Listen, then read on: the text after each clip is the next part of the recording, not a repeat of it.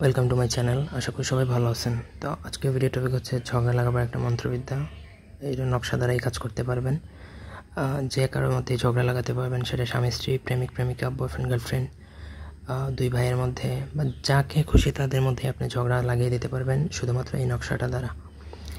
তো সবাই ভিডিওটা প্রথম থেকে না টেনে শেষ পর্যন্ত দেখেন। আমার চ্যানেলটা অবশ্যই সাবস্ক্রাইব করবেন, লাইক কমেন্ট শেয়ার করবেন। আর আমি সরাসরি ভিডিও দেখাবো যাতে কারো কোনো বুঝতে অসুবিধা না থাকে। ব্যক্তিগত যে কোনো কাজের জন্য আপনার চাইলে নাম্বারে সরাসরি ফোনে বা হোয়াটসঅ্যাপে যোগাযোগ করে যে কোনো কাজ করাতে পারবেন, দেশে বা দেশের বাইরে থেকে। আমি ইমো চালাই না, শুধুমাত্র হোয়াটসঅ্যাপ আছে, আপনার চাইলে যোগাযোগ করতে পারেন বা সরাসরি ফোনে। তো যে দুই ব্যক্তির মধ্যে ঝগড়া লাগাবেন, তাদের যে কোনো একজনের ব্যবহৃত কাপড় প্রয়োজন, অপরজনের প্রয়োজন নেই, যে কোনো একজন, সেটা যে কারোরই হতে পারে। তারপর সেই কাপড়ের উপর এই নকশাটা আপনাকে লাল কলম দ্বারা লিখলেও হবে, জাফরান কালি দ্বারা লিখলে আরও ভালো হয়, মেশকো জাফরান কালি দ্বারা লিখলে ভালো। আর যদি না হয় তাহলে আপনি জাস্ট লাল কলম দ্বারা লিখবেন। তো এমনভাবে লিখবেন যেন লেখাটা বোঝা যায়।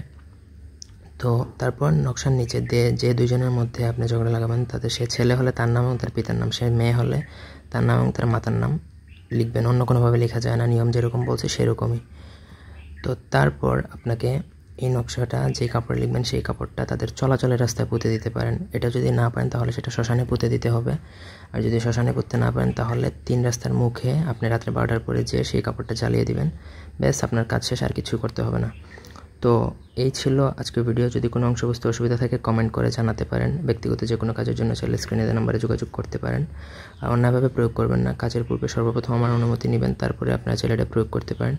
আর স্বামী স্ত্রীর সংসার ভাঙার জন্য এটা প্রয়োগ না করে ভালো, তবে শত্রু হলে প্রয়োগ করতে পারেন। তো ধন্যবাদ সবাইকে ভিডিওটি দেখার জন্য। আল্লাহ হাফেজ।